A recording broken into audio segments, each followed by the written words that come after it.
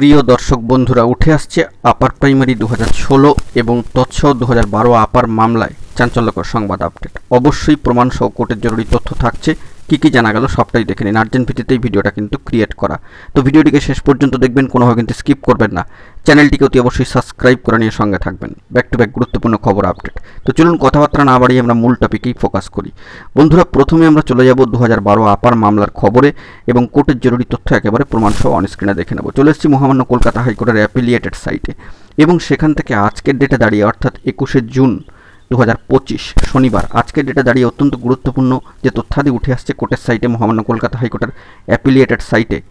মহামান্য কলকাতা হাইকোর্টের single bench honourable justice রায় চট্টোপাধ্যায় মহাশয়ের এজলাস 2012 আপার মামলার ক্ষেত্রে যে স্ট্যাটাস দেখা যাচ্ছে যে নেক্সট হিয়ারিং ডেট শিডিউল গত 16ই জুন 2025-এর পরবর্তী ক্ষেত্রে আর কোনো আপডেট কিন্তু উঠে আসেনি।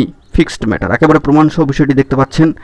তো এই মামলার ক্ষেত্রে পরবর্তী ডেডলাইন কবে আসছে, ডেট শিডিউল, সেই দিকে আমাদেরকে কিন্তু অফিসিয়ালি ফোকাস রাখতে হবে এবং কোর্টের সাইটে, মহামান্য কলকাতা হাইকোর্টের অ্যাপিলিয়েটেড সাইটে এই ফিক্সড ম্যাটারটির ক্ষেত্রে কী ধরনের রদবদল আসে, যদি পরবর্তী ক্ষেত্রে রদবদল আসে সেই দিকে আমরা কিন্তু ফোকাস রাখছি। এর জরুরি তথ্য দিয়ে দেবো।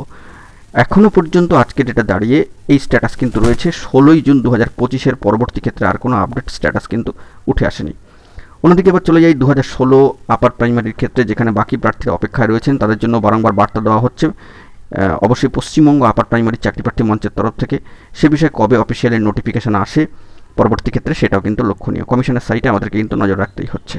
তো দুটি গুরুত্বপূর্ণ খবর উঠে আসলো। এখন এটুকুই, ভালো থাকবেন, চ্যানেলটিকে সাবস্ক্রাইব করে রাখবেন জরুরি আপডেটগুলি পাওয়ার জন্য। ধন্যবাদ।